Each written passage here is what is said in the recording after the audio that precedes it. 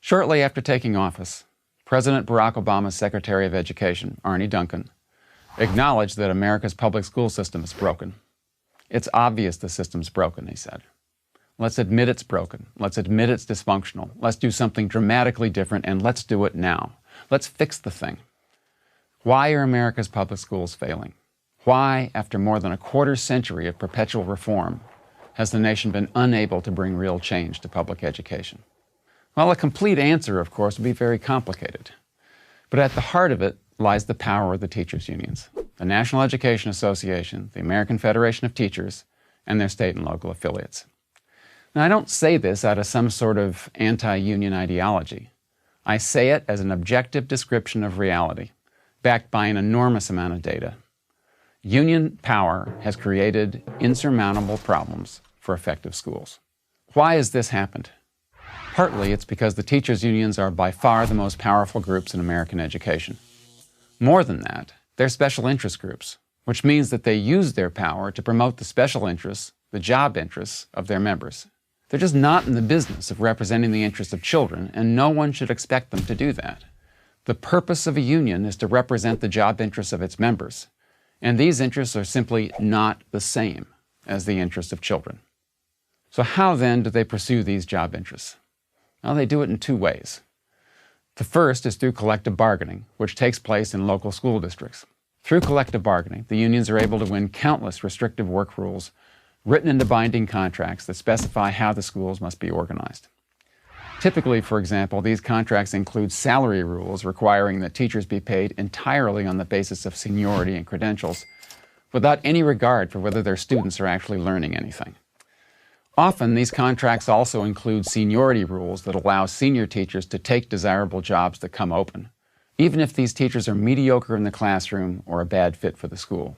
There are also seniority rules requiring that, in layoff situations, excellent young teachers must be let go automatically, and their senior colleagues must be kept on no matter how incompetent they may be.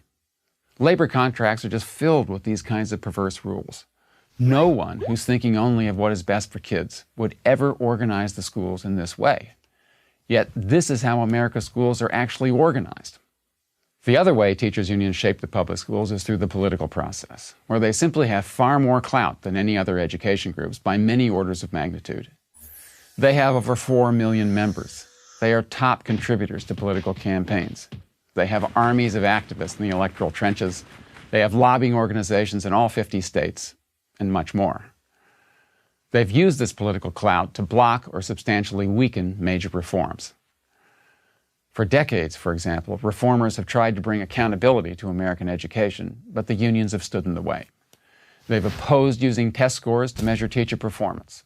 They've opposed performance-based pay. They've even opposed moving bad teachers out of the classroom.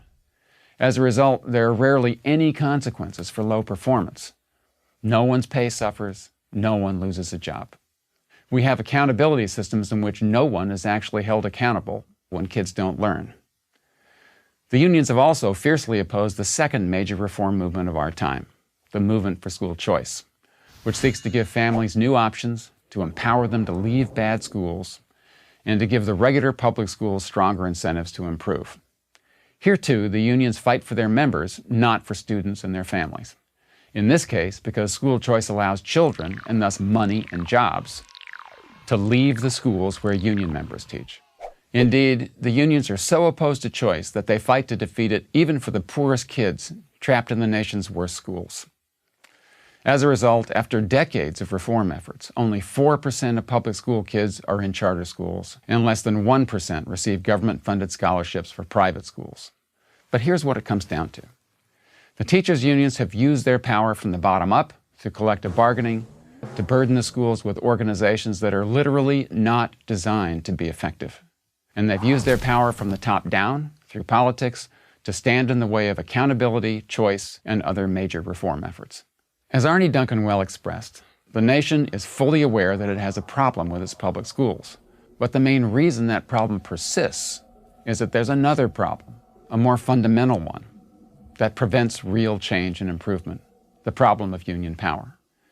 Until the nation is able to recognize that problem and do something about it, America's public schools will never be organized to provide kids with the most effective education possible.